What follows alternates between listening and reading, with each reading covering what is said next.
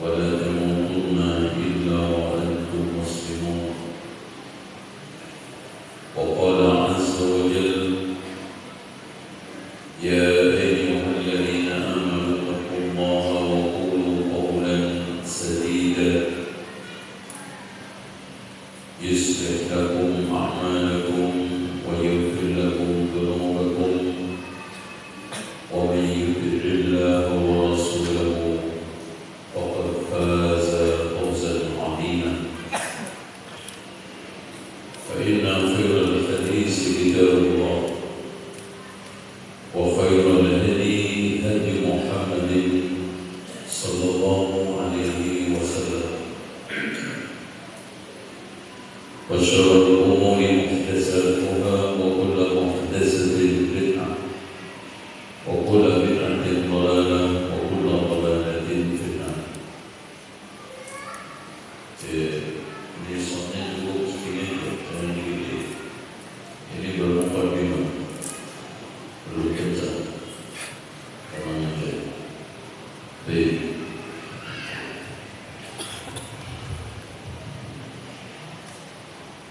Ikhwas sekalian,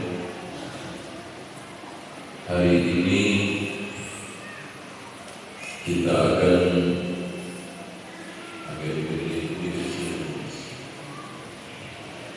mengangkat tema mensyukuri nikmat kemerdekaan.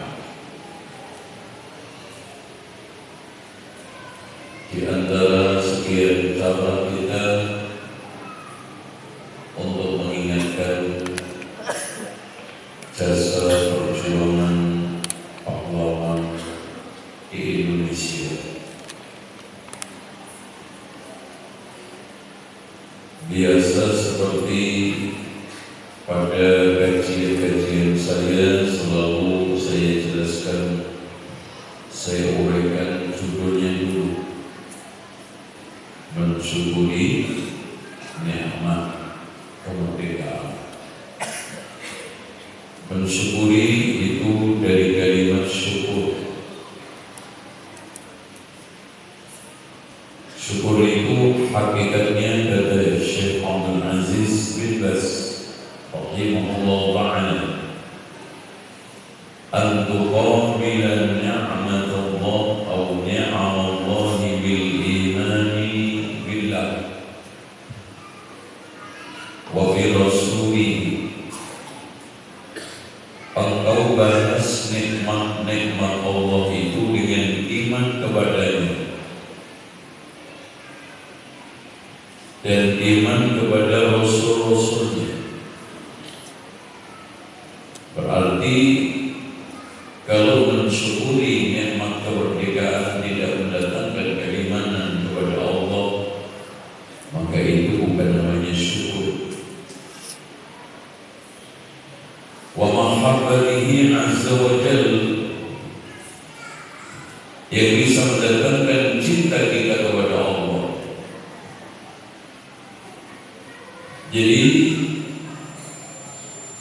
harusnya kegiatan apapun selalu menambah kita cinta kepada Allah,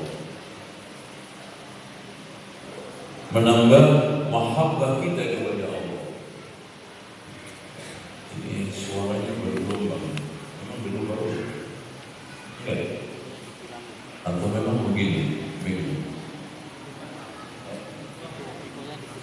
Gak banyak tadi aja. Pokoknya suara saya jangan gede-gede, karena suara udah melepas. Suara saya udah melepas. Baik. Wal-i'tirafu bi'in'amihi, mengakui nikmat yang diberikan Allah. Wa syukruhu ala dhalika bil qawli shalih, dan dimanifestasikan syukur itu di dalam ucapan yang baik, wassana'il hasan, dan pujian yang baik, wal mahabbatu, dan kecintaan bil mun'im, kepada yang memberi nikmat,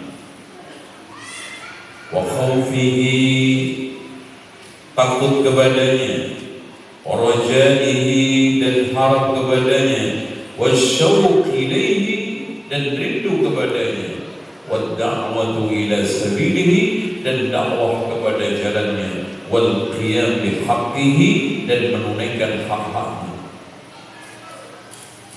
Itu hakikat daripada syukur.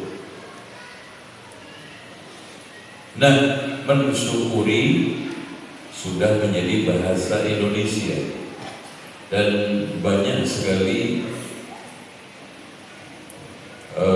bahasa Arab yang menjadi bahasa Indonesia. Di antaranya rela. Itu bahasa Arab atau bahasa Indonesia?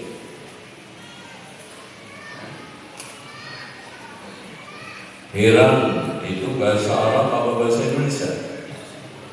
Arab, dari kalimat hayron. Karena orang heran itu tercengang-cengang jadi hayron. Hayron makanya di akhirnya diucapkan hayran. Heran itu dari hayron. Rela itu dari ridho. Karena orang Jawa itu tidak bisa mengucapkan bot. Bot itu berubah menjadi la. Contoh Ramadan, Romlan. Makanya kalau ada orang namanya Ramadan itu aslinya Romlan, aslinya Ramadan. Makanya pertemuan Wali Songo yang di Giri Kedaton itu disebutkan di dalam Kerupak Firara itu pada tahun wabu bulan Romlan, berarti bulan Ramadan. Baik.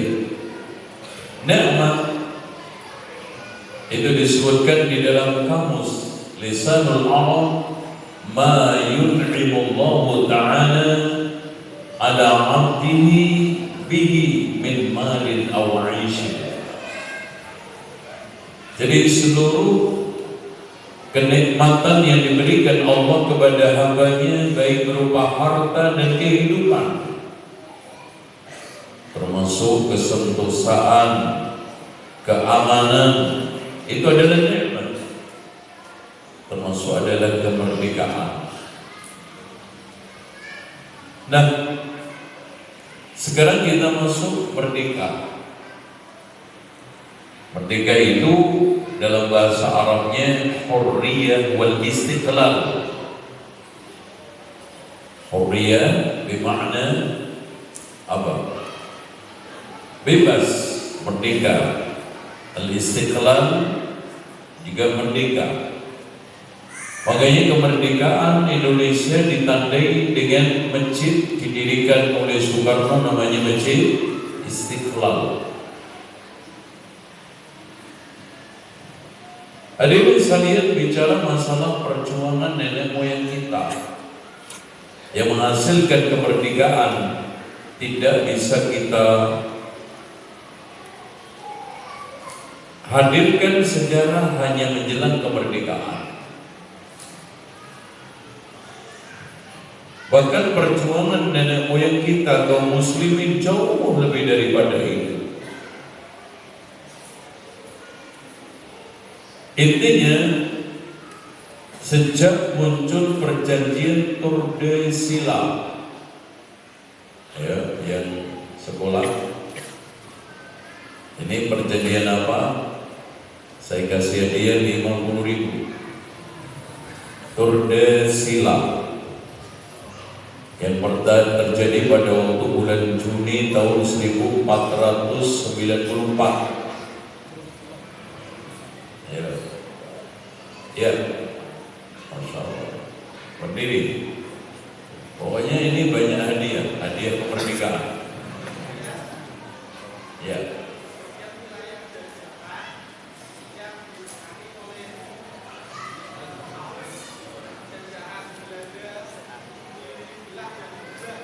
Belanda.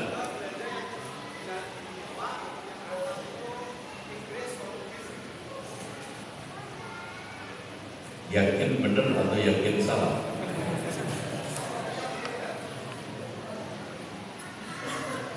Kayaknya nggak dapat dari 50.000. Tapi kasih mushaf. Tordesillas adalah perjanjian antara Portugis dengan Spanyol. Bukan Belanda, belum ada Belanda. Yang membelah wilayah jajahan sebelah barat milik Spanyol, separuh nyolong, sebelah timur milik Portugal, Purwokerto Tegal. Tidak, Portugis. Masyaallah dari saya. Makanya pada tahun 1511 Portugis mulai menjajah negara timur, menaklukkan Malaka. Tentara Jawa yang dipimpin oleh Patiunus merupakan satu kekuatan militer yang dahsyat ketika itu, yang dikendalikan oleh kerajaan Demak, dikirim ke sana. Berkali-kali peperangan menang, namun pada saat itu naas. Patiunus salah di dalam memperhitungkan kekuatan musuh. Dikiranya Portugis hanya membawa 70 kapal cung. Dia membawa cuma 40, ternyata kekuatan Portugis 300 kapal cung. Akhirnya kapal yang dinaiki oleh Patiunus terkena meriam.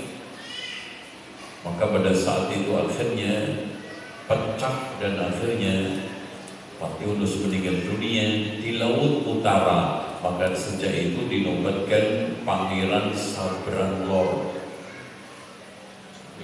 Ini agak dikit-dikit sejarah, nggak apa-apa. Gimana? Apa-apa nggak apa-apa? Boleh ya?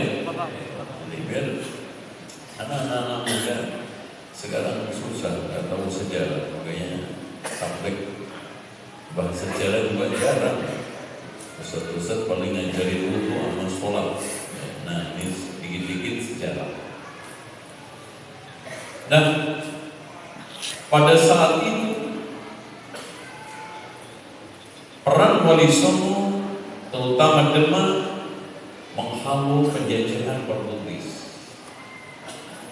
Maka kekuatan militer dari 3 kerajaan, yang pertama adalah Demak, kedua adalah Amparan Jati dari Cirebon yang terkenal dengan Syarif Hidayatullah, dan Banten yang juga memang masih anaknya sendiri ya, karena Syarif Hidayatullah itu menikah dengan putri Kawungaten yang nanti akhirnya melahirkan Hasanuddin dan Winahon, dan akhirnya punya cucu yang hebat menjadi pahlawan nasional, yaitu Sultan Agung Tirtoyoso.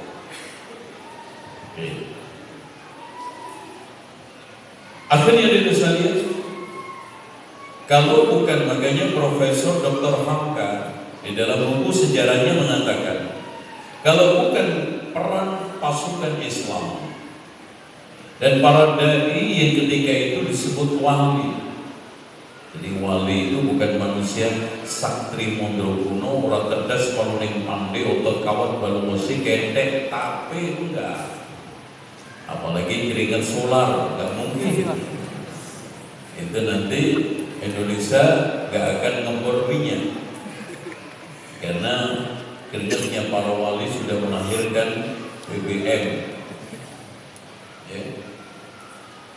Tapi wali itu petugas dai yang diangkat oleh khalifah kaum muslimin yang dikirimkan ke tanah air.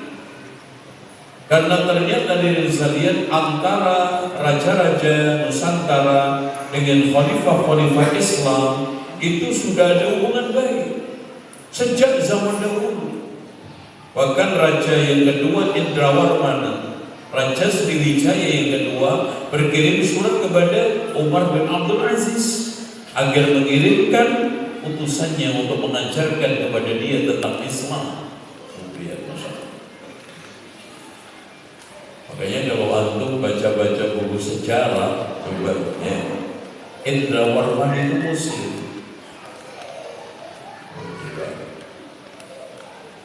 Bahkan lebih seru lagi, Profesor Dr. Hamka itu mensinyalir Raja Jawa, ya, namanya Ratu Simo, itu adalah muslimah karena dia bersurat kepada Muawiyah dan juga bersurat kepada Umar bin Abdul Aziz untuk memberikan konsep ketatanegaraan dan hukum Islam. Makanya di antara sekian raja atau ratu Jawa yang sudah menerapkan hukum potong tangan buat pencuri adalah Ratu Simo. Dan yang gak main-main, anaknya sendiri yang dipotong tangannya karena mencuri. Oleh karena itu hadirin sekalian, akhirnya pada tahun 1527 maka Portugis total keluar dari Nusantara, dikalahkan oleh para pejuang-pejuang kaum muslimin, di antaranya Wali. Dan Wali itu hidup pada tahun itu yang dikenal orang Jawa Wali Songo, yang diawali dengan Syekh Maulana Malik Ibrahim. Kemudian setelah wafat maka datanglah Sunan Ampel. Sunan Ampel punya anak, punya menantu yang mereka adalah petugas-petugas dakwah yang hebat. Ada Sunan Giri, ada Sunan Kalijogo, ada Sunan Bonang. Ini semua menantu anak. Nah, makanya komposisi wali kenapa di Jawa Timur itu lebih banyak, di Jawa Tengah ya ada 3 kan 5, 3, 1. Di Jawa Barat itu cuma 1 wali itu. Kenapa ya? 5 tambah 3 berapa? 8. 9-nya, 5-nya di Jawa Timur. Kenapa? Karena Jawa Timur ini masih hitam. Banyak kekuatan-kekuatan Hindu-Buddha animisme sehingga dikirimkan dai lebih banyak. Itu makanya Masya Allah orang mbah-mbah wali dulu itu gak enteng mas. Mereka menghadapi mereka-mereka yang masih Jawa itu Masya Allah. Jangan dikasih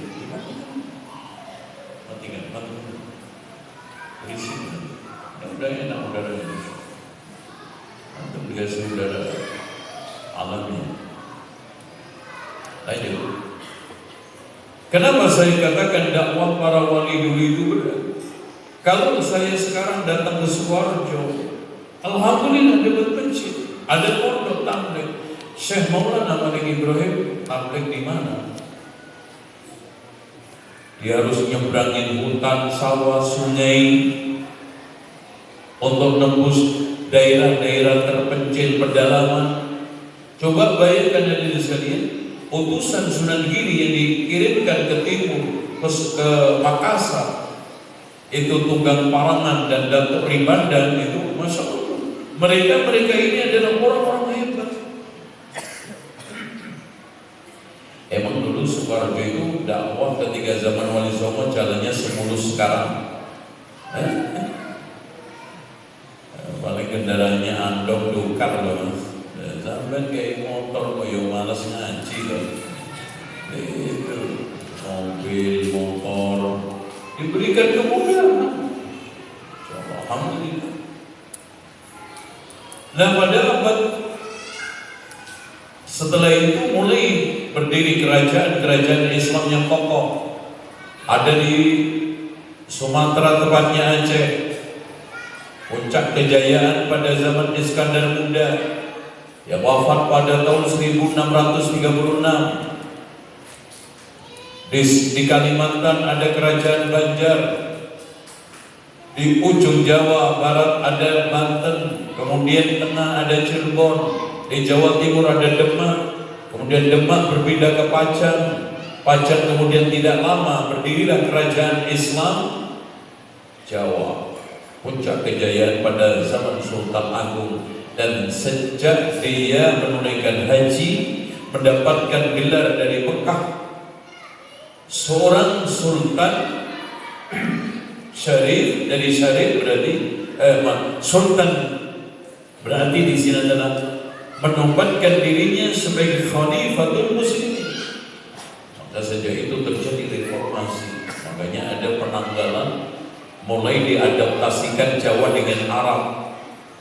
Makanya ada khusus penanggalan Jawa, tapi namanya Arab. Ya, Suro, Sapar, Selo, Besar, terus Suro, Sapar, Mulut. Kok mulut? Rabiul awal, Rabiul akhir, mulut. Ya, mulut. Rabiul akhir. Pada mulut. Jumadil akhir, Jumadil awal, Jumadil akhir. Rejab, Ruah, Kenapa orang Jawa tidak mau memberikan nama Sya'ban tapi Ruah? Karena bulan-bulan itu pada jemput ruah arwah di kuburan.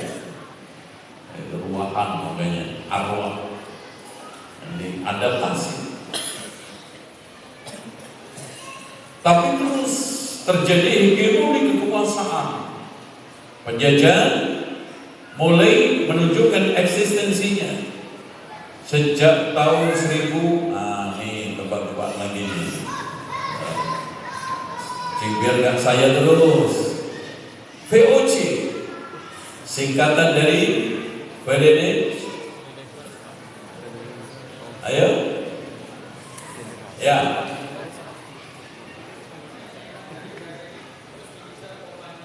Oh, Masya Allah, dapat Al-Quran. Masuk ke Indonesia tahun berapa? Tahun 602, Masya Allah. Mana ini Pak? Oh ini Masya Allah. Guru sejarah. Kalau nggak guru sejarah nggak ngerti. Ya Bapak, ini kita ajarin anak-anak bocah-bocah ini biar tahu sejarah. Oke. Yang kayaknya dari saya kekuatan dagang yang awalnya hanya mencari rempah-rempah berubah mengeksploitasi alam. Kenapa? Karena Belanda itu miskin. Miskin Pak. Belanda itu miskin. Pertanyaan Ustaz. Makanya setelah Portugis kalah, maka Belanda menunjukkan eksistensinya mengadakan apa? Mengadakan lawatan dagang ke seluruh dunia. Ternyata dia menemukan Indonesia negara yang subur, makmur, gemari, pakro Cinawi. Makanya sampai saking betahnya lupa negaranya, nggak mau pulang. Coba, saking senangnya mah 350 tahun nggak pulang. Coba, perantau paling banter berapa tahun? Ini perantauan paling lama di dunia. 350 tahun. Awalnya dia hanya mendirikan loji di Jakarta yang ketika itu namanya Jayakarta. Ketika kalah perang, akhirnya Sultan Agung kalah, maka Panglima Belanda ketika itu namanya John Peter Sun Kun yang baru umur 25, tapi Masya Allah kehebatan perang pengalamannya di timur mengalahkan pasukan Islam. Sejak itu Jayakarta dirubah oleh Belanda menjadi Batavia.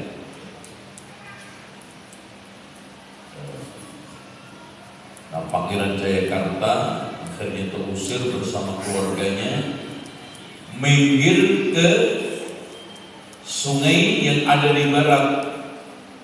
Nah, pangerannya namanya Angke, makanya tempat tinggal di sekitar sungai namanya Muara Angke.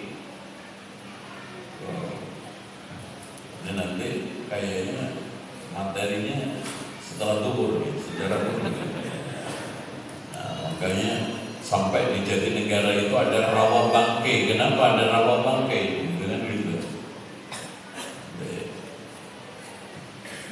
Baik. Hadirin sekalian yang dirahmati oleh Allah Subhanahu wa taala. Setelah dia mendirikan loji dan di sana ingin berdagang, namun melakukan eksploitasi tekanan kepada penduduk asli di dalam rangka untuk mendapatkan rempah-rempah dengan modal sekecil-kecilnya, untung sebesar-besarnya. Namun sayangnya dari zaman VOC ini yang pada abad 16-17 ini kerajaan-kerajaan Islam sudah mulai terjadi perang dengan Belanda. Dari sinilah Pak sudah mulai muncul mereka-mereka yang mendapatkan pahlawan. Ada Sultan Ageng Tirtoyoso, ada Hasanuddin. Tolong dibedakan, ada Maulana Hasanuddin dari Banten, ada Hasanuddin Raja Goa Makassar. Ya, kenapa ada Yusuf Al-Makassari itu orang Makassar, kemudian Banten, kemudian dia akhirnya ke Mekah, lalu dibuang oleh Belanda ke Sri Lanka karena setelah kalah di Goa maka dia pindah ke Banten dan akhirnya bergabung dengan Raja Banten. Namun perang di sana kalah dan akhirnya dia dibuang ke Sri Lanka. Tapi di Sri Lanka masih banyak orang-orang Indonesia, terutama orang Makassar menemuinya, maka Belanda masih khawatir, akhirnya dibuang ke Afrika Selatan. Itu nenek moyang kita memperjuangkan kemerdekaan itu seperti itu. Antum dibuang kemana? Paling ke mana? Ke TC paling. Kita ini generasi, aduh, Masya Allah. Ya, kita ceritakan sambil kita ambil ini. Dan ini saya lihat, akhirnya VOC ini jatuh. VOC ini akhirnya apa? Redam, hancur, bubar. Bukan karena rugi, karena organisasi dagang Belanda ini dirundung korupsi. Sejarah korupsi pertama kali di Indonesia. Akhirnya VOC ini dibubarkan pada tahun berapa? Nah, ini dia lagi. Masya Allah, ya. Kayaknya minta duit ya. Ayo, pakai duit aja, 50.000. Ayo, VOC ya, Masya Allah, duit langsung tinggi. Silakan. Ya. Seribu 800, 1.700, 700, ya. 98, 99. Tapi saya nyontek di Google ya. Jadi akhirnya nggak dapat. Saya aja nggak nyontek kok Mas. Oke, kasih Quran. Ada yang saya lihat dibubarkan. Nah, sejak itulah berdiri pemerintahan Hindia Belanda. Belum ada Indonesia. Ya. Jadi Indonesia itu pertama kali muncul menjelang kemerdekaan. Yang pertama kali menggulirkan istilah atau nama untuk negara adalah HUS Cokro Aminoto.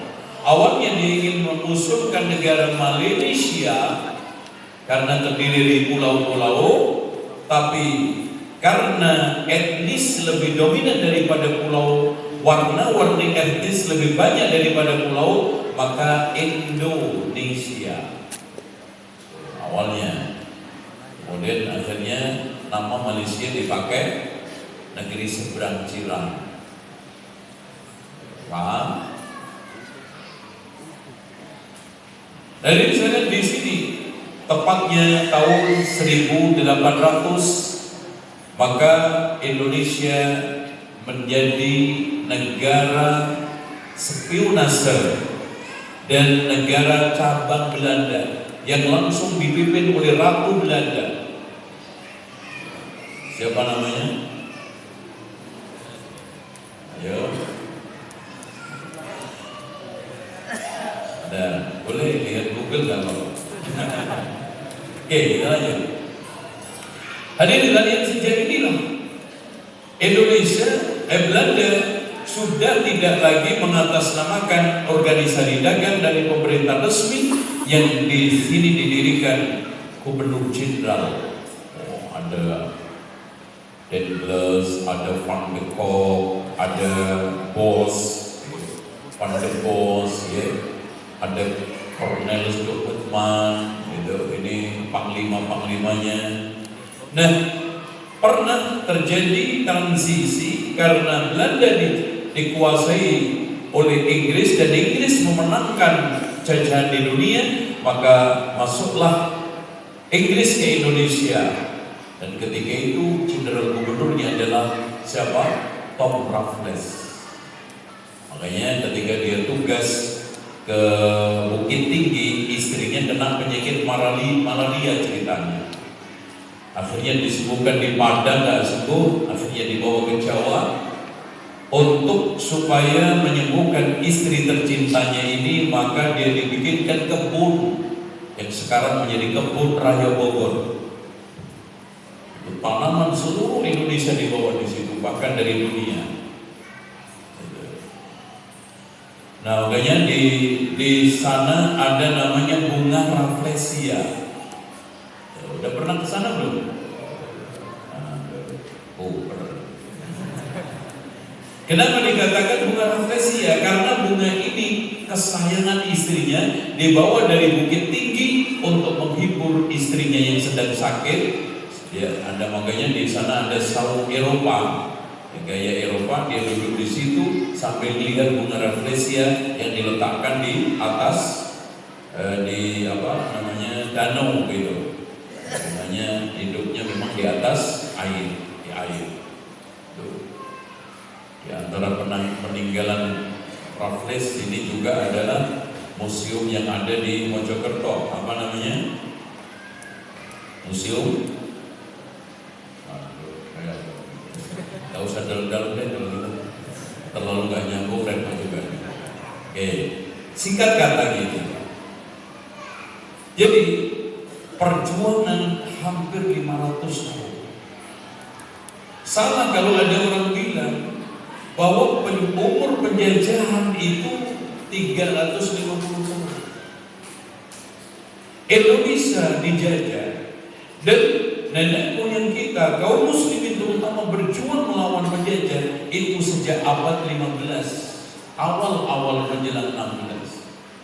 Sejak datangnya Portugis, bahkan Inggris, kolonial semuanya, Eropa datang ke sini karena rempah-rempah, apalagi ke timur. Namun yang paling awet adalah Belanda. Dari mulai VOC sampai berdirinya negara, maka kurang lebih 350 tahun. Tapi bangsa Indonesia mengalami kehinaan yang super hina sejak Belanda, ya, sejak Belanda mendirikan negara. India Belanda di Indonesia. Apalagi ada tanam paksa. Tanam paksa itu untuk menutup kerugian perang Jawa, di mana kerugian Belanda pada waktu perang Jawa itu kurang lebih 45 miliar dolar Amerika, di mana pasukan di Diponegoro itu meninggal dunia kurang lebih 200.000. Ya. Sementara Belanda sendiri kehilangan orang asli Belanda yaitu hampir 8.000 orang Belandanya sendiri.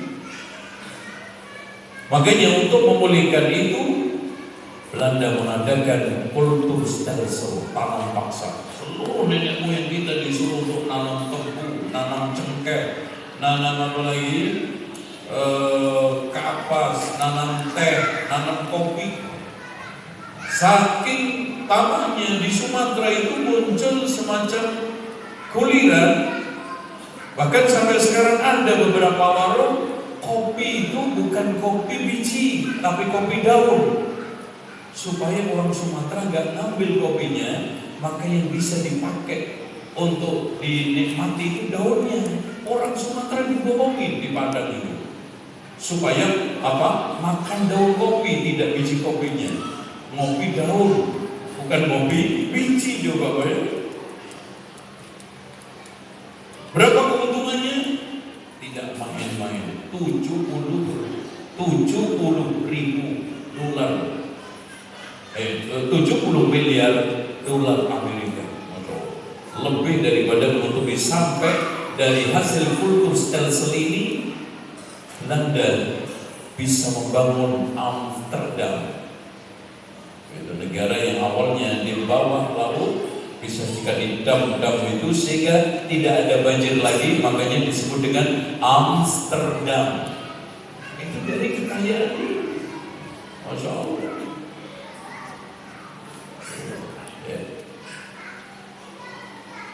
Perjuangan hari demi hari dari seluruh kekuatan yang ada, dari kalangan kiai, dari kalangan ustadz, dari semua kalangan.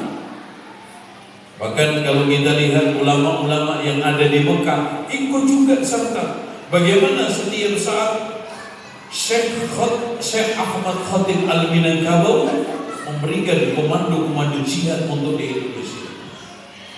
Orang Minangkabau, ya, orang Minang yang bisa menjadi seorang khatib, mufti dan imam Masjidil Haram pertama-pertamanya, dan sampai hari ini belum ada yang bisa kecuali beliau, Syekh Ahmad Khatib Al-Minangkabau.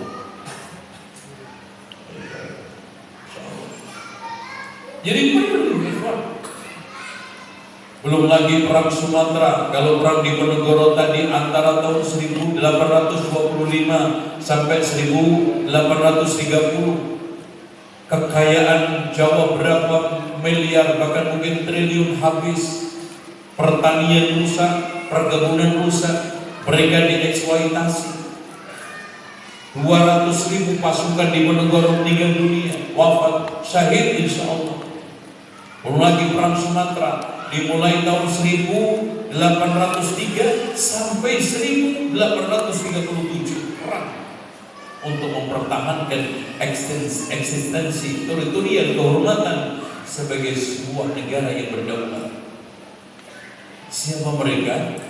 Kaum muslimin. Belum lagi perang Aceh dan semua perang, termasuk juga di daerah ini Soekarno. Antum tahu Pangeran Sambernyowo? Nggak lanjut kalau gitu, nggak nyambung.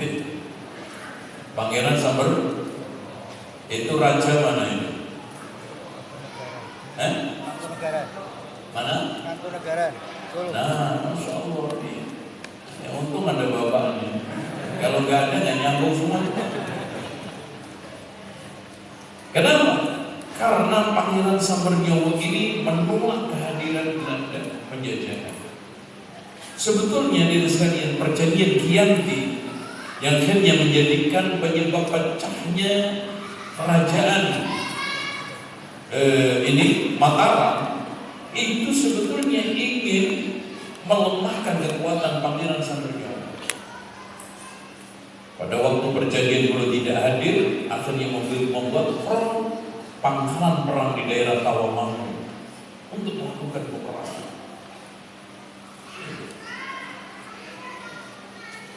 Itu diganggu, yang akhirnya mereka ini yang akan menjadi bibit kekuatan yang menopang Pangeran Diponegoro. Dan Masya Allah Pak, kalau kita baca, nah ini anak sarankan untuk baca kitab otentik asli tulisan Pangeran Diponegoro, itu namanya Babat Diponegoro. Betul-betul Masya Allah, perangnya itu betul-betul ingin menegakkan, meneguhkan agama Allah di muka bumi. Kalau kita lihat, kita baca beberapa pernyataannya, pasrahnya dia, tawakal dia, kedekatan dia, sholatnya dia kepada Allah Subhanahu wa Ta'ala, bagaimana mohon kemenangan supaya Jawa dan Islam di Jawa ini kuat. Itu adalah tujuan utama daripada Pangeran Diponegoro. Dan ini bisa lihat menjelang kemerdekaan, ini sudah mulai menjelang proklamasi. Kekuatan bangsa ini terbelah menjadi 3. Semuanya sepakat bahwa mengusung pemikiran kebangsaan dan semua sepakat Indonesia harus layak. Tapi di antara mereka terbelah menjadi 3 kekuatan. Yang pertama, ada kebangsaan yang pro agama. Di sana ada Agus Salim, Cokro Aminoto, terus siapa lagi? Kahar Muzakar, terus apa lagi? Gak ada yang bantuin ini ya. Nah, ada kelompok yang netral agama. Ini ada seperti Soekarno, Hatta, Muhammad Yamin, dan yang lainnya. Ini netral agama. Makanya akhirnya mendirikan satu partai nasionalis. Nah, di sini ada 3 kekuatan yang sampai hari ini belum bisa diterima oleh orang Indonesia, yaitu kekuatan kebangsaan yang anti agama. Jadi pro agama, netral agama, anti agama. Yang akhirnya lahir kekuatan yang namanya apa? PKI, Partai Komunis Indonesia. Nanti coba baca, buka-buka sejarahnya. Hadirin sekalian, di sana akhirnya yang menguat adalah SI, yang awalnya STI didirikan oleh orang Solo. Namanya siapa? STI di Lawayana rumahnya, dan rumah beliau ini masih ada sekarang, cuman sudah dibeli orang lain. Saya siapa? Saman Budi. Cuman setelah ketemu dengan Cokro Aminoto, tampaknya beliau menyerahkan. Akhirnya di sini Cokro Aminoto mendirikan tidak hanya sekup, tidak hanya level Solo, tetapi nasional, maka diluaskan menjadi Syarikat Islam. Dan Masya Allah, dia sekalian, perjuangan demo perjuangan perih. Coba bayangkan Pak, kalau antum sedikit baca Babat di Ponorogo, bagaimana perihnya orang Jogja ketika sekarang mendapatkan tekanan dari Belanda. Tanahnya disewa katanya tapi nggak dibayar, panennya dibeli katanya nggak dibayar, bahkan pajak ditinggikan. Begitu juga di Solo, begitu juga di daerah-daerah semua. Hampir nyaris nenek moyang kita itu kenapa rata-rata pakainya cuma satu? Karena jangankan beli pakaian, makan aja susah. Demi apa? Anak cucu dia, anak cucu mereka, supaya mereka itu mendapatkan kehidupan yang kemarifat, wajinawi, tentrem, totoraharjo. Dalam istilah Islamnya, baldatun thayyibatun wa rabbul. Nah, pertanyaan mendasar ini menjadi kunci pembuka kita masuk ke tema kita. Apakah kita itu sudah merdeka? Bagaimana kriteria merdeka? Dan kapan seorang itu dinyatakan merdeka, bangsa itu merdeka, maka kita bahas sekarang. Hebat sekalian yang dirahmati. Seorang ketika dikatakan merdeka, ketika di dalam hidupnya ini mendapatkan hak-hak. Satu, an-nasu jami'an fihi sawa. Semua manusia apapun levelnya adalah sama, tidak ada perbedaan.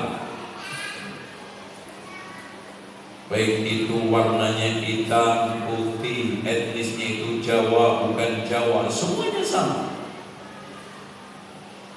Kemudian yang keduanya, mereka memiliki hak kewajiban yang sama.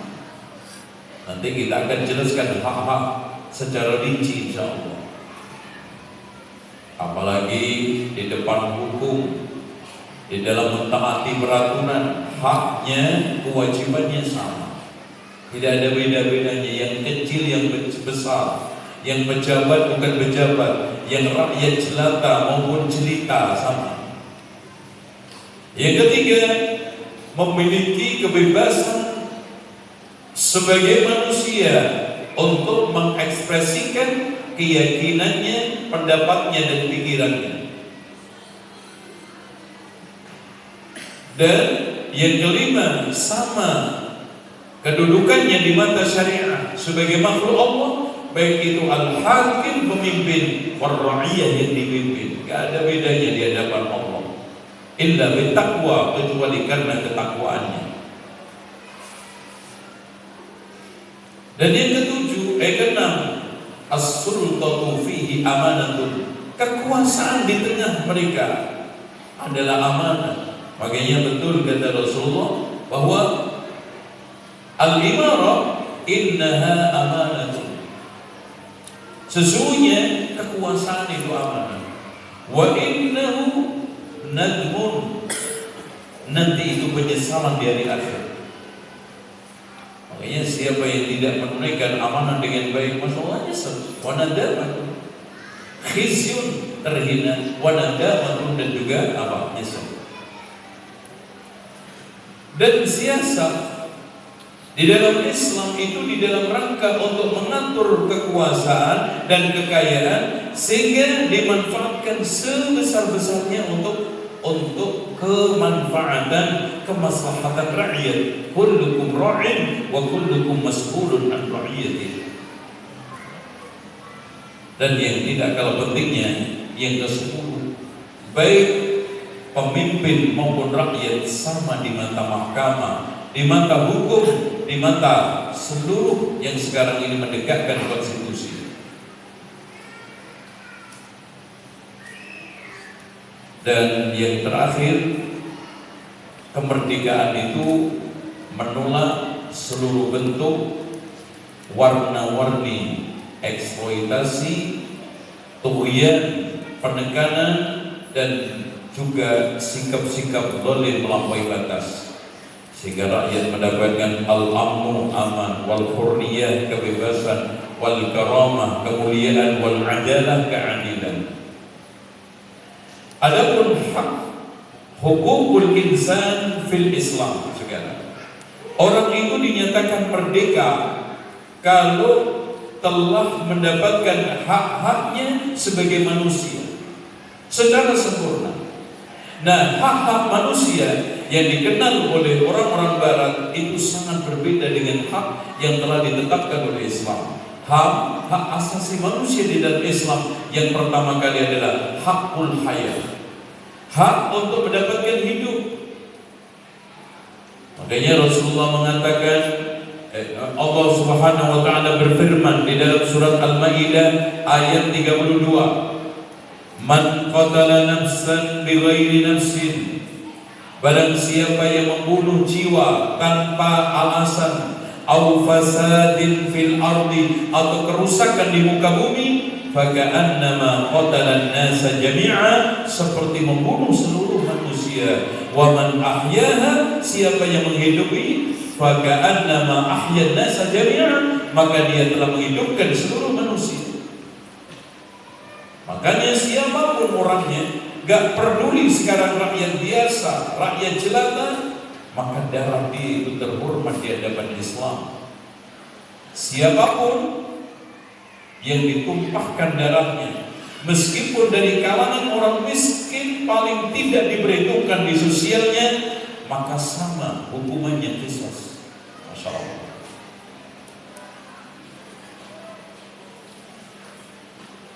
Makanya dari sekalian, sama juga di dalam masalah materi dan non materi. Lihat, ketika kita mati di kafani apa? Masya Allah. Di situ menunjukkan bagaimana insaniyatul Islam, kemanusiaan yang dibangun Islam. Tidak kenal raja, tidak kenal rakyat jelata, orang biasa. Kalau mati di kafani apa kata Rasulullah? Idza kafana ahadukum akhahu, jika di antara kalian mengafani saudaranya, falyuhsin kafanahu, kafan semua warnanya putih. Yang selanjutnya, hak yang kedua adalah hakul hurriyah, yaitu hak kebebasan. Tapi kebebasan di dalam Islam dibatasi oleh kebebasan manusia orang lain. Makanya diatur Sehingga di sini Rasulullah menegaskan, ma min mauludin illa wa yuladu 'alal fitrah. Tidaklah manusia itu dilahirkan, semua dilahirkan dalam keadaan fitrah. Makanya ketika Umar bin Khattab mendengarkan salah satu khalifahnya, gubernurnya yang melakukan kezaliman, negur dengan keras, matasta'badtumun nas, kapan kamu sekarang ini memperbudak manusia? Waqad waladatuhum ummahatuhum ahrara, sementara dilahirkan ibu mereka dalam keadaan merdeka. Oleh karena itu, kebebasan tersebut tidak boleh mengganggu kebebasan orang lain. Sehingga di sini di dalam surat Asy-Syura ditegaskan ayat 41, walaman intasara ba'da dzulmihi faulaika ma 'alaihim min sabil. Artinya di sini orang yang melakukan kezaliman kepada orang lain ada sanksinya. Oke, sekarang Anda bebas, Anda merdeka berbicara, mengeluarkan pikiran, tapi pikiran Anda, pernyataan Anda, ucapan Anda ganggu nggak orang lain? Masya Allah, diatur.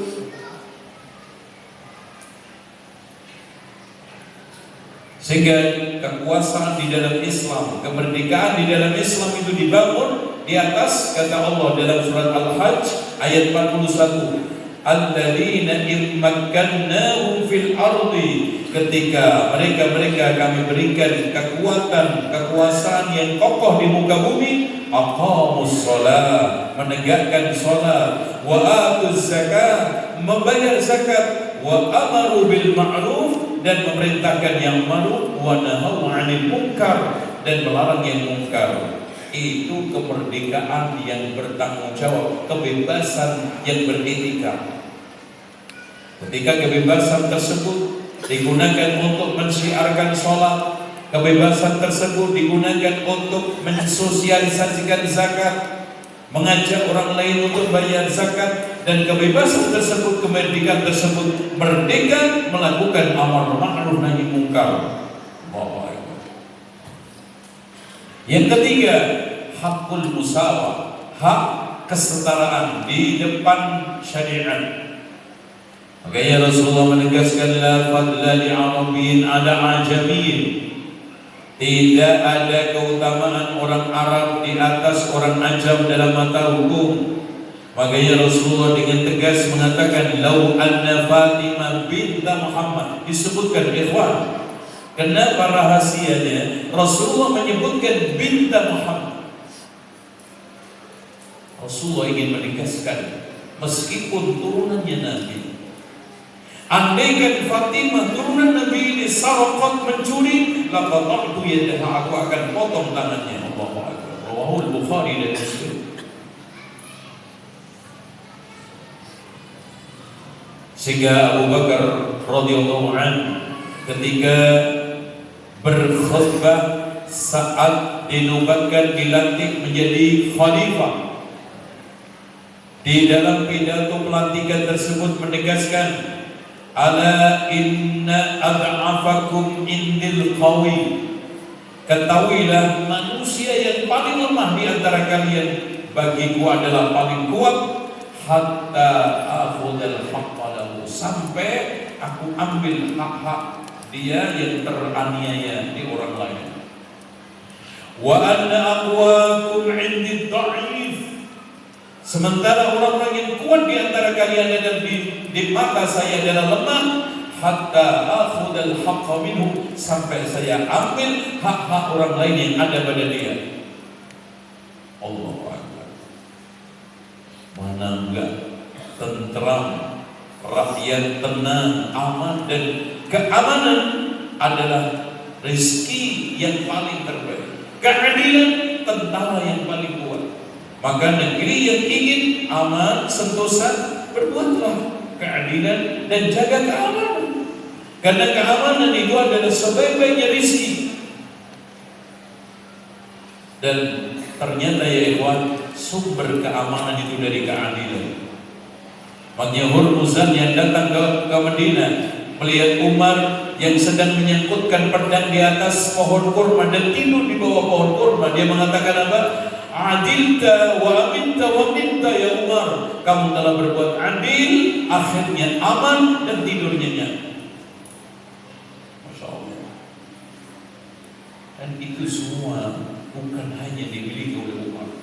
Lihat, ketika sahabat menerapkan hukum Allah secara adil, baldatun thayyibatun wa rabbun ghafur. Abu Bakar, Umar ketika menerapkan hukum secara adil, maka Allah mendapatkan adil, maka Umar mendapatkan adilta wa nimta, adilta wa aminta wa min. Dan nanti ikhwas sekalian, seorang khalifah nanti di akhir zaman, Al-Mahdi, kenapa Allah berikan kemakmuran, keamanan? Karena dia itu bisa menegakkan keadilan. Makanya nanti di akhir zaman itu akan ada khalifah ala manhajin nubuwwah. Kenapa? Karena dia menerapkan keadilan. La fadla li 'arabiyyin 'ala 'ajamiyyin illa bittaqwa. Ketakwaan itulah yang membedakan seseorang, bukan lagi jabatannya, bukan lagi kekayaannya, bukan lagi status sosialnya, apalagi nasabnya, tidak, illa bittaqwa. Makanya darahnya kaum muslimin di hadapan Islam itu sama. Al-muslimuna tatakafa'u dimanuhum. Darah kaum muslimin itu sama statusnya di depan hukum Islam. Kalau seperti ini, ikhwan, maka tidak hanya tunggu Imam Mahdi turun. Siapapun pemimpinnya, siapapun orangnya yang bisa menerapkan keadilan, fa idza hakamtum bainan nasi an tahkumu bil adl, akan mendapatkan keamanan kemakmuran. Makanya ikhwan, orang Quraisy ketika diingatkan oleh Allah nikmat Islam yang dulu banyak kekacauan, banyak kehinaan, banyak terjadi berbagai macam ketimpangan, apa yang paling utama? Li'ila fi Quraisy ila fihim rihlat asy-syita'i was-sayf falyabudu rabb hadzal bait alladzi at'amahum min ju' wa amanahum min khauf. Kelaparan dan ketidakamanan. Ayat wa daraballahu mathalan qaryatan kanat aminatan mutma'innatan ya'tiha rizquha ragadan min kulli makan fakafarat bi'an'amillah, karena mereka kufur terhadap nikmat Allah, fa'adaqaha Allahu libasal ju'i wal khawf bima kanu yasna'un.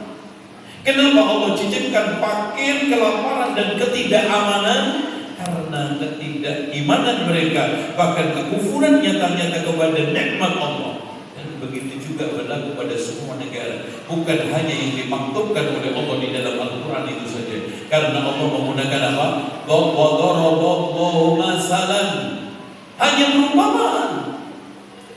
Artinya negeri mana saja yang tidak beriman, bahkan menanggapi kenikmatan dengan kekufuran, membalas kenikmatan dengan kekufuran, maka Allah akan cicipkan ketidakamanan dan kelaparan di mana-mana. Sudah menjadi libas pakaian karena sudah dirasakan oleh semua orang. Jadi seakan-akan negeri itu diliputi ketidakamanan dan kelaparan. Libas. Kenapa? Walau amana ahlul qura, walau anna ahlul qura amanu wattaqau lafatahna 'alaihim barakatin minas sama'i wal ardh. Andaikan penduduk negeri ini beriman dan bertakwa, akan saya bukakan keberkahan dari atas, dari bawah, semuanya. Gak usah jauh-jauh, Pak. Antum aja ketika rumah tangga antum bina di atas ketakwaan, keimanan, Allah berikan apa? Kemudian antum coba luaskan RT, coba luaskan lagi RW, coba luaskan lagi, buat miniatur contoh kecil, yaitu apa? Kelurahan. Lurahnya soleh, careknya soleh, bayarnya soleh.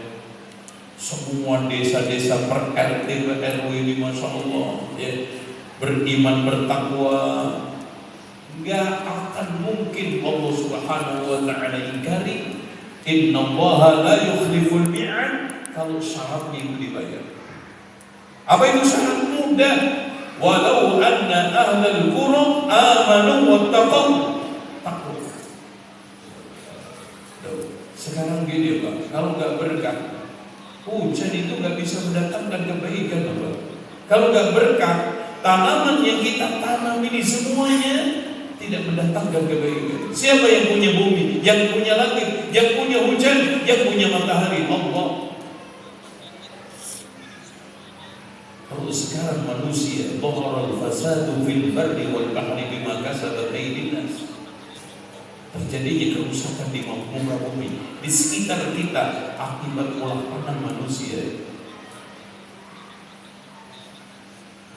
Makanya sekarang yang nomor 3 adalah hakul adalah. Seorang bisa dikatakan merdeka kalau sudah mendapatkan hak keadilan di mata hukum syariat. Makanya supaya keadilan itu tercipta, fa in tanaza'tum fi syai'in farudduhu ila Allahi war Rasul. Kalau kalian berselisih, maka kembalikan kepada Allah dan Rasulnya, tidak kepada otak-atik hukum yang dibuat manusia. Kenapa Pak? Karena manusia itu lemah.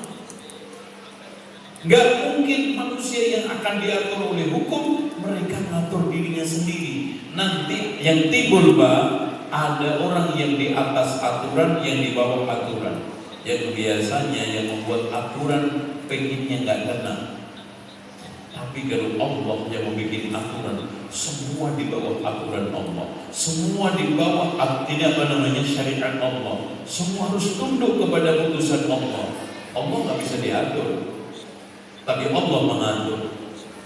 Allah nggak bisa diadili, Allah mengadili. Makanya wa idza hakamtum bainan nasi an tahkum bil 'adl. Oke, konsep yang diberikan oleh Rasulullah, unsur akhaka zaliman aw madluman, masyaallah. Al-imamu junnatun atau al-imamu dhillun. Imam itu naungan. Karena kewajiban imam itu mengatur dan memegang amanah, mengatur hukum rakyat. Atiullah wa atiur Rasul. Makanya disebutkan semua lengkap di dalam firman Allah surat An-Nisa tersebut.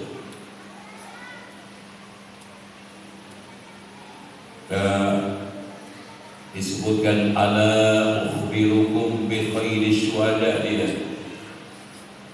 Di dalam masalah pembelaan kezaliman, semua orang punya hak untuk membela diri supaya tidak dizalimi orang lain. Semua orang berhak untuk mendapatkan keadilan dari para pemimpinnya. Sehingga Rasulullah mengatakan al-imamu dhillullahi ta'ala fil ardi ya'wi ilaihi kullu madlumin. Imam itu adalah naungan Allah yang diletakkan di muka bumi, yang digunakan untuk menaungi siapapun yang teraniaya. Dan Rasulullah mengatakan ala ukhbirukum bi khairi syuhada. Tahu enggak atau mau enggak kalian saya kabarkan kepadamu sebaik-baik saksi yang di muka bumi ini, alladzi ya'ti bi syahadatihi, orang yang mau menjadi saksi qabla an yas'alaha, sebelum dia diminta. Maka tanda-tanda kerusakan hukum, orang takut menjadi saksi. Kalau yang bagus memberikan kesaksian bahkan sebelum diminta, karena dia merasa tidak terancam, merasa tenang. Yang kelima selanjutnya adalah hakul fardi fi muhakamatin adilatin, hak individu untuk mendapatkan mahkamah atau pengadilan yang adil. Yang nomor 6, hakul himayah min ta'assufis sultan. Setiap individu yang merdeka memiliki hak perlindungan terhadap kesemena-menaan kekuasaan. Itu. Nomor 7, hakul himayah minat ta'dil. Semua individu yang merdeka punya hak perlindungan dari kesemena-menaan orang yang menindas. Tidak boleh menindas, menyiksa, mengazab. Makanya Rasulullah mengatakan, Inna Allaha yu'adzibul alladzina yu'adzibun nasa fid dunya. Allah akan mengazab orang-orang yang mengazab orang lain di dunia. Di dalam lafaz yang lain, inna asyaddan nasi adaban yaumal qiyamah asyaddan nasi adaban bi ghairihi. Manusia yang paling berat siksaannya nanti di hari kiamat adalah yang paling berat menyiksa orang lain. Hati-hati, menindas, menyiksa, membunuh. Yang kedelapan, hakul fardhi fi himayati irdihi wa sum'ati. Orang yang merdeka, individu yang merdeka adalah individu yang terlindungi kehormatannya dan nama baiknya. Gak boleh siapapun orang mencemarkan nama baiknya, melecehkan kehormatannya. Makanya Rasulullah mengiklankan, menobatkan, memproklamirkan hal tersebut di dalam Hajjatul Wada'. Inna dima'akum, sesungguhnya darah kalian, wa amwalakum, dan harta-harta kalian, wa a'radakum, kehormatan kalian, bainakum, antar kalian adalah haram, kahurmati yaumikum hadha, seperti haramnya hari ini, yaitu Arafah. Fi syahrikum hadha, di bulan ini, yaitu bulan di antara bulan haram adalah Dzulhijjah. Fi baladikum hadha, di negeri yang ini, yaitu negeri haram, yang ada di sana Masjidul Haram. Yang kesembilan, hakul wujud, hak di mana individu itu dapat perlindungan dari orang yang menindas dan mendoliminya. Tak boleh ada orang menindas, mendolimi. Dia punya hak untuk diberikan perlindungan. Masya Allah, di dalam Islam itu sudah lengkap, Pak. Cuman orang sekarang ini mulai terjadi fobia Islam, gak suka sama Islam, sehingga seakan-akan Islam itu tidak berbicara masalah adanya perlindungan saksi, adanya perlindungan orang-orang yang teraniaya, adanya perlindungan terhadap orang-orang yang sekarang ini membutuhkan pelayanan hukum. Nah, yang tidak kalah pentingnya nomor 10 adalah hak individu untuk mendapatkan jaminan keamanan ketika tinggal di daerah minoritas. Karena la ikraha fiddin, meskipun dia minoritas di tempat itu, maka tidak bisa dipaksakan keyakinannya. Sebagaimana kita tidak boleh memaksakan keyakinan pada orang lain. Pak, jangankan beragama dipaksa, antum ngaji dipaksa di sini aja gak bakal kena. Yang selanjutnya nomor 11 adalah hakul musyarakah fil hayatil 'amah.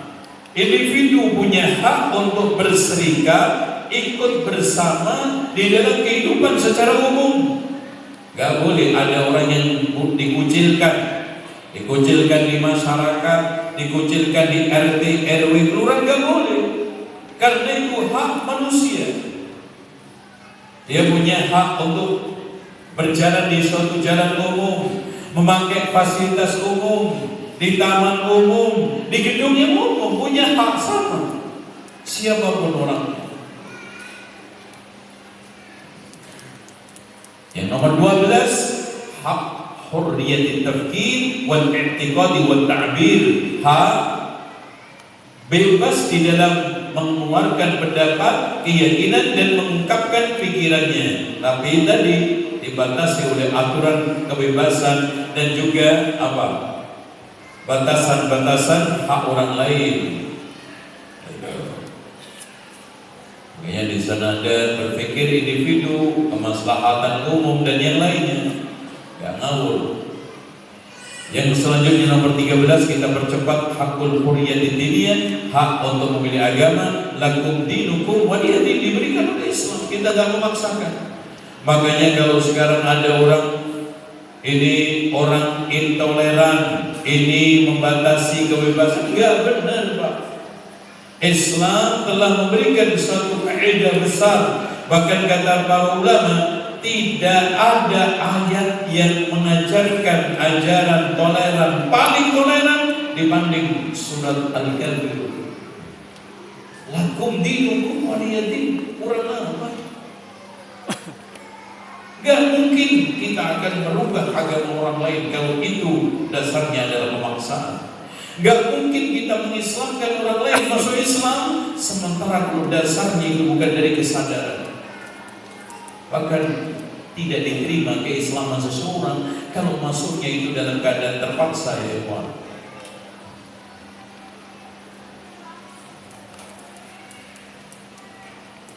Dan termasuk juga hak individu untuk melakukan menegakkan kewajiban di antara sekian kewajiban yang mulia adalah dakwah dan amar ma'ruf nahi munkar.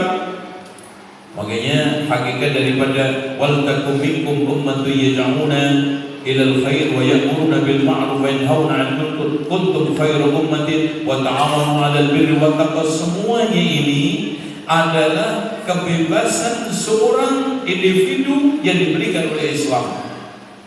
Mereka punya hak untuk berdakwah, menyampaikan kebaikan-kebaikan yang telah diyakininya.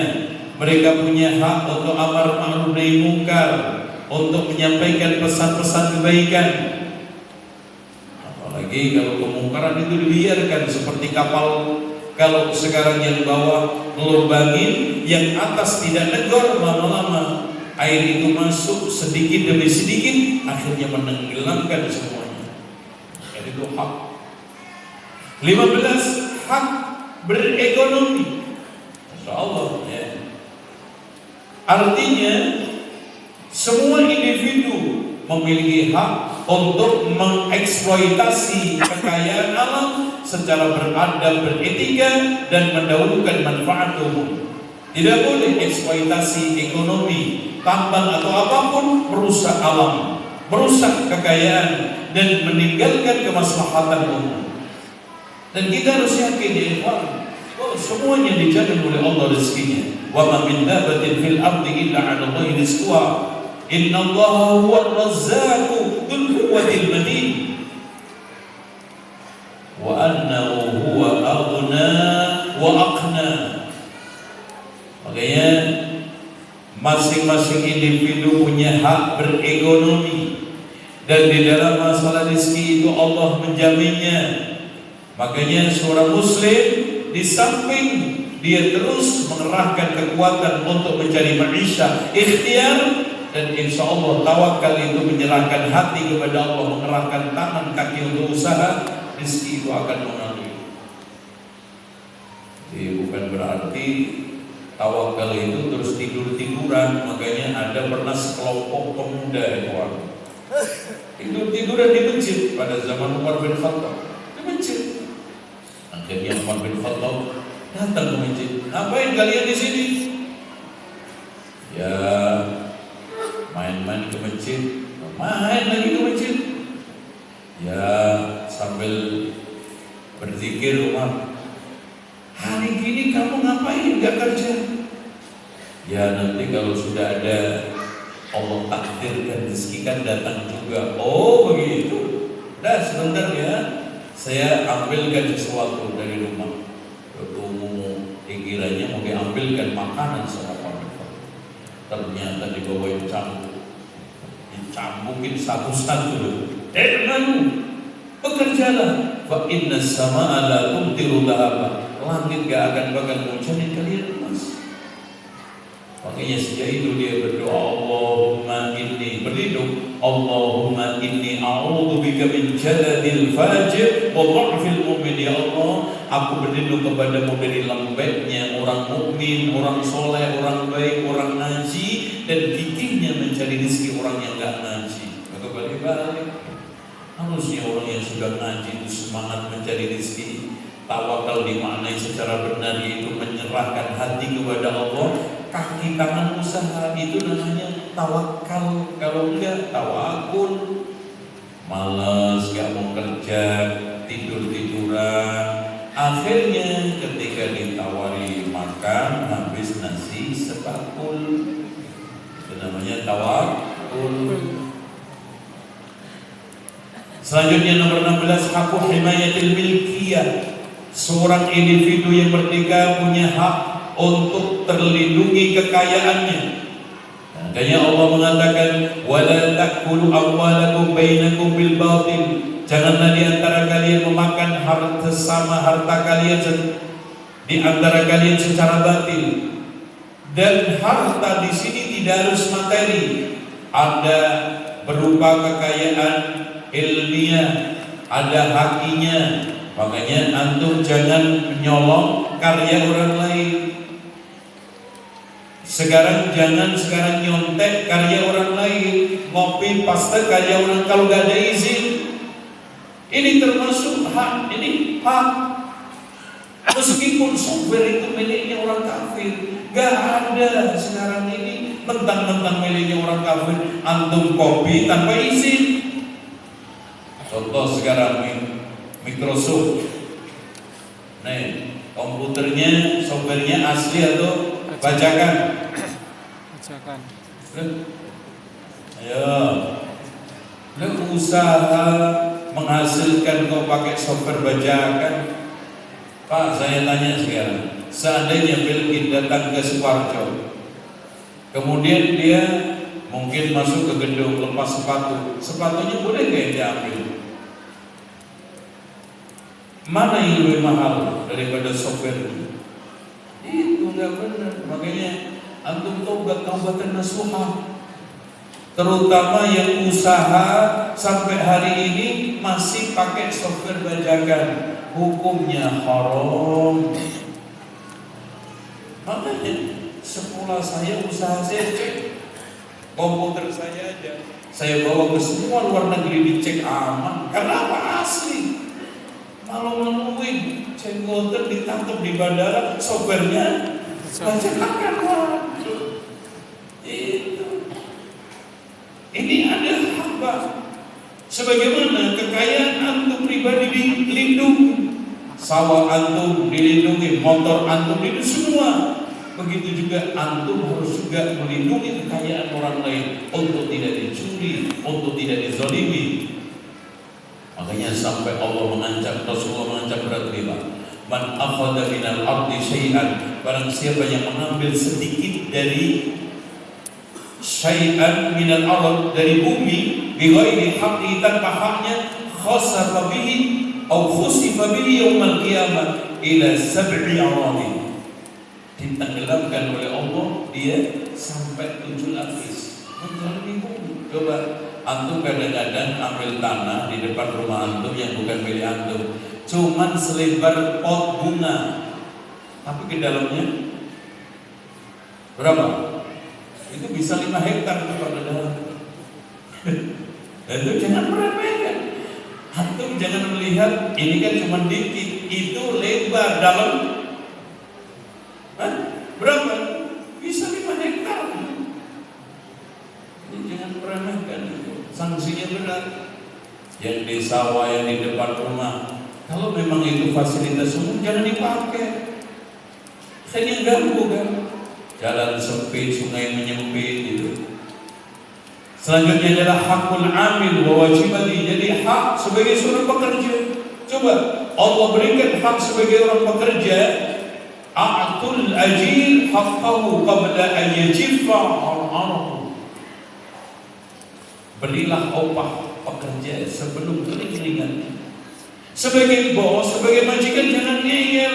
Lo kan kerja di ruangan ber-AC, kagak pernah berkeringat. Ntar gajinya 2 minggu lagi, 2 minggu lagi, istri anaknya kelaparan. Gak boleh, Pak. Dan kita sebagai pekerja juga kata Rasulullah, innallaha yuhibbu idza amila ahadukum amalan ayyuqinahu. Sesungguhnya Allah itu senang kepada seorang hamba ketika bekerja menuntaskan kerjaannya. Maka kerja tuntas itu ibadah, kerja keras itu berkah, kerja sempurna itu apa? Bagian daripada Islam. Anda jangan asal mentang-mentang nggak dilihat bos kerja seenaknya, Itu bukan sunnah. Sunnahnya itu innallaha yuhibbu idza amila ahadukum amalan ayyuqina. Supaya hak kewajibannya seimbang. Jangan yang dituntut bos, diancam-ancam pakai hadis keringat. Sementara karyawan gak bisa diancam, ada hadisnya. Gitu ya.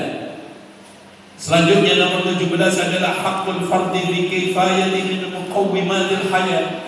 Hak seorang individu harus menjaga etika kehidupan. Masya Allah, ada etika. Di sana ada kaya, miskin, ada etikanya. Berpakaian, ada etikanya. Sekarang saya tanya, antum naik motor, SIM ada, STNK ada, tapi cuma mau pakai kamar dalam, boleh nggak? Ya kalau polisi mah nggak nilang. Tapi perlu etika. Gitu. Ya orang lain itu punya hak untuk melihat antum dalam keadaan apa? Dalam keadaan enak dilihat. Coba kalau antum menguap di depan orang, masya Allah, mangapnya itu sampai kepalanya bisa masuk. Kira-kira orang lain gimana? Terganggu nggak? Terganggu. Udah begitu belum sikatan lagi, masya Allah. Tendangan bolanya kayak tendangan bola Manchester. Begitu masuk, masya Allah. Innalillahi wa inna ilaihi raji'un. Nah, nomor 19 hak bina'il usra. Manusia individu yang merdeka punya hak untuk menegakkan pilar-pilar rumah tangganya secara mandiri. Bahkan dilindungi oleh Islam. Hak kewajibannya ada, hak kewajiban suami, hak kewajiban istri, supaya mendapatkan wa min ayatihi an khalaqa lakum min anfusikum azwajan litaskunu ilaiha wa ja'ala bainakum mawaddatan wa rahmah. Nah, nomor 20 hukukul zawjah, hak istri. Jadi sebagai individu istri punya hak.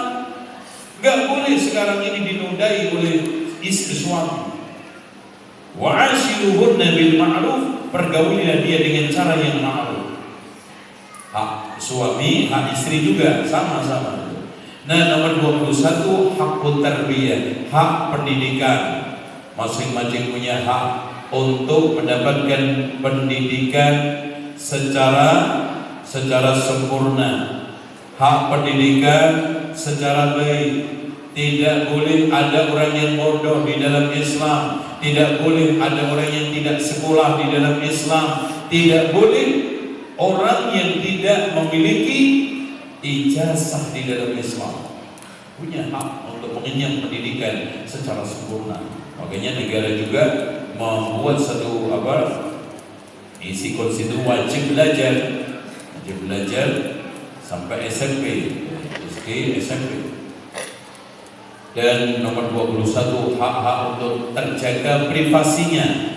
Masing-masing punya privasi, punya rahasia. Makanya ini juga terlindungi. Kayaknya seorang sahabat Pak ketika mengatakan, ya Rasulullah, ya ada seorang yang nanti akan menjadi impian Khawarij, mengatakan kepada Rasulullah, "I'dil ya Muhammad, bersikaplah adil wahai Muhammad." Kata Khalid bin Walid, ya Rasulullah, saya penggal lehernya. Jangan. Dia sholat. Ya Rasulullah, mungkin dia sholat tapi hatinya ingkar kepada Islam. Kata Rasulullah apa? Afala syaqaqta an qalbi, apakah kamu sudah membelah dada dia wahai Khalid? Jadi punya hak privasi. Selagi belum menjadi konsumsi umum, maka orang lain tidak boleh membongkarnya, menyiarkannya. Kalau dia menyiarkannya secara etika riba, secara etika tajassus, dan dia bisa terkena hukum juga secara pidana. Dan nomor 23 hakul hurriyatil irtihal wal iqamah, seorang punya hak untuk tinggal dan pergi dan tinggal. Mau tinggal di Sukoharjo boleh, asalkan memenuhi syarat. Mau pergi dari Sukoharjo juga ada yang larang. Mau sekarang saya pilih perumahan A, perumahan B, tinggal di kampung tengah sawah. Ada yang tinggal di tengah sawah? Ada. Yang nggak pengen terganggu. Ya karena apa? Tinggal di komplek ini terganggu dengan praktek-praktek yang tidak sesuai dengan sunnah. Halo Pak, Masya Allah Pak, depan rumah saya bandar togel, pindah lagi. Ternyata bandar togelnya di belakang rumah, sekarang depannya pemimpin apa? Ya terserah Pak, pindah tempat aja. Samping kanan imam tahlilan, samping kiri nggak sholat, depannya bandar narkoba, belakangnya bandar togel. Pindah lagi, akhirnya Masya Allah rata dipindah. Untuk supaya antum aman dari itu semua, tinggal di hutan sendirian. Nggak mungkin ada monyet tahlilan. Nggak akan mungkin ada monyet melakukan bid'ah. Aman, merokok aja nggak tuh monyet. Insya Allah. Makanya Pak, kuncinya terakhir, al-mu'minul ladzi yukhalidun nas. Orang mukmin yang bergaul sama manusia, wa yasbir ala adahum, sabar atas gangguannya itu termasuk gangguan agama yang tadi, gangguan dunia, gangguan sosial, gangguan pribadi, gangguan banyak. Itu khairun min alladzi la yukhalidun nas wa la yasbir ala adahum, tidak sabar juga atas gangguannya. Allahu a'lam. Itu hakikat manusia merdeka. Jadi saya simpulkan terakhir sebelum saya buka tanya jawab. Perjuangan yang begitu susah payah dirintis oleh nenek moyang kita, para dai, para kiai, para ulama di Indonesia, dari sejak mulai Portugis masuk, kemudian dilanjutkan imperialis penjajah yang lainnya, akhirnya dimenangkan oleh tokoh-tokoh bangsa kita yang disebut dengan pahlawan. Dengan tujuan yakin di benak Cokro Aminoto, Agus Salim, dan juga mereka-mereka yang sekarang ini mengukir kemerdekaan yang akhirnya ditandai dengan pembacaan proklamasi kemerdekaan Indonesia, menginginkan anak cucunya secara individu mendapatkan hak-hak 23 tadi. Yakin itu. Dan itulah manusia yang betul-betul merdeka. Ketika hak 23 ini didapatkan dalam kehidupannya. Dan insya Allah kalau memang begitu, kita syukuri nikmat kemerdekaan tersebut. Mudah-mudahan Allah Subhanahu wa Ta'ala memberikan hidayah kepada kita semua dan kepada pemimpin, pengelola, dan juga mereka-mereka yang diberikan tanggung jawab untuk mengurusi negara ini lebih baik lagi, sehingga negara ini mendapatkan satu keberkahan dari Allah, mendapatkan satu gelar baldatun thayyibatun wa rabbun ghafur. Kalau tidak, Allah Subhanahu wa Ta'ala memberikan peringatan. Wa daraballahu masalan qaryatan, umum Pak, nakirah, yang sudah belajar nahwu, nakirah. Dan Allah membuat suatu perumpamaan sebuah negeri, qaryatan aminatan, yang makmur, gemah, ripah, rojinawi, tentem, totora, harjo. Itu kalau kita terjemahkan menurut orang Sukoharjo. Wa daraballahu masalan qaryatan kanat aminatan mutmainnatan ya'tiha rizquha ragadan min kulli makan. Masya Allah, kekayaan mengalir dari hulu hingga hilir, dari lautannya, sungainya, daratannya, udaranya, dalamnya melimpah. Fakafarat bi an'amillah, mereka itu kufur dengan nikmat Allah, tidak syukur kepada nikmat Allah, dibalas dengan kekufuran, ketidakimanan, kemungkaran, kemaksiatan. Fa'adaqahallahu libasal ju'i wal khauf, akhirnya Allah mencicipkan pakaian kelaparan dan ketidakamanan. bima kanu yasna'un, akibat ulah perbuatan mereka. Assalamualaikum.